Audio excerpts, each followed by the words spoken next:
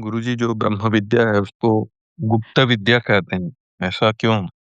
ब्रह्म विद्या ये गुप्त विद्या ही है, क्योंकि इसको आप शब्दों से किसी को भी नहीं समझा सकते। ये आपके विचारों और आपके शब्दों से परे है, इसीलिए ये गुप्त है। जब व्यक्ति अंधकार में चलना सीख जाता है और स्वयं ही चलने लगता है अंधकार में, तब जो उसको प्रकाश का अनुभव होता है, वही ब्रह्म विद्या है।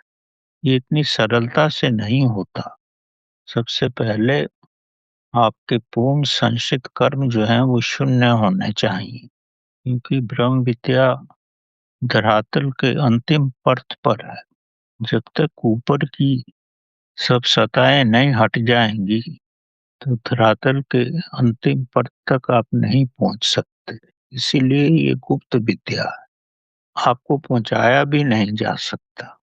तो आपको स्वयं ही अपनी वासनाओं की परतें, संस्कारों की परतें निकालनी पड़ेंगी। जब ये सब निकल जाएगा, तब आपको स्वयं ही इसका अध्ययन होगा और आप इसको स्वयं इसका साक्षात्कार कर लोगे। तभी कहा जाता है ना, एक हाथ की ताली बजाओ।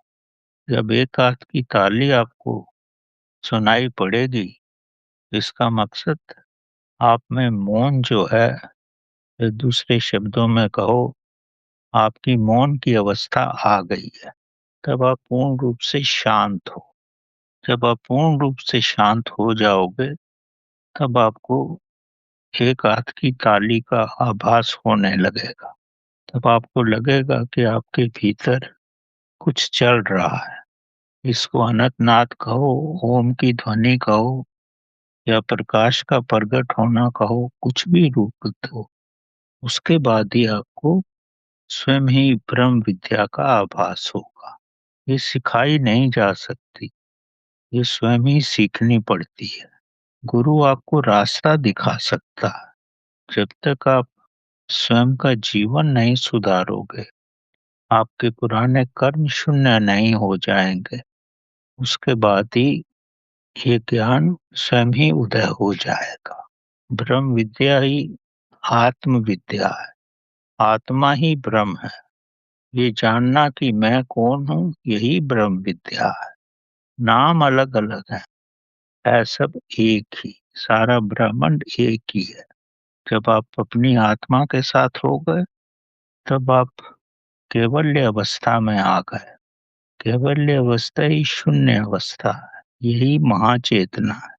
उस अवस्था में जो भी आप चाहोगे, पल भर में ही हो जाएगा। आपने कितनी ही कथाएं सुनी होंगी संत रविदास की। केवल अपने स्वयं के साथ ही रहते थे, और स्वयं में उनको ऐसी अगर अनुभूति हुई कि ये व्यक्ति को जीवित करना है, तो चूंकि आपकी आत्मा परम आत्मा के साथ है, तो व्यक्ति जीवित हो जाता था। कई घटनाएं ऐसी हुई, क्योंकि सारा ब्रह्मांड एक ही है।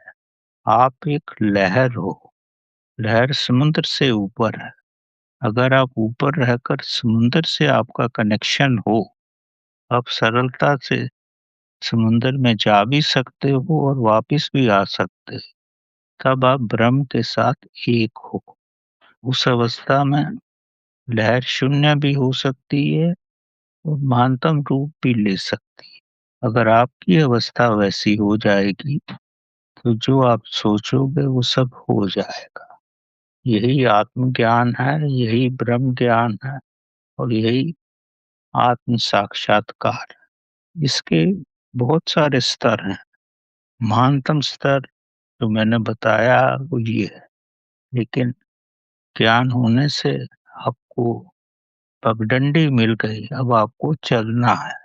तो जितना चलोगे, जितनी गहराई में चलोगे, उतना ही ज्ञान आपको मिलेगा। ये अंतहीन ज्ञान, यही ब्रह्म का ज्ञान है। ब्रह्म तो अंतहीन है, तो उसका ज्ञान भी अंतहीन होगा। तो यही है।